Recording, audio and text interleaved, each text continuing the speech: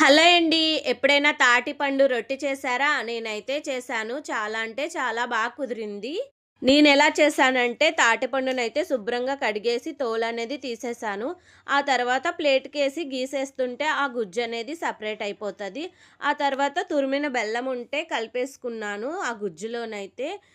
కలిపేసుకున్న తర్వాత బియ్యపు రవ్వనేది కొంచెం నీళ్ళు పోసుకొని ఒక అరగంట పాటు నానబెట్టుకోవాలి.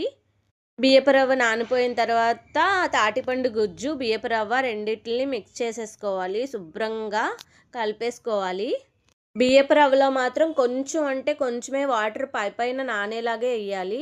ఎక్కువ వాటర్ అనేది పొయ్యకూడదు. ఆ తర్వాత మూకుడు పెట్టుకొని కొంచెం నూనె పోసుకొని రొట్టెనైతే వేశాను. చాలా అంటే చాలా వచ్చింది. 2 రొట్టెలేసాను.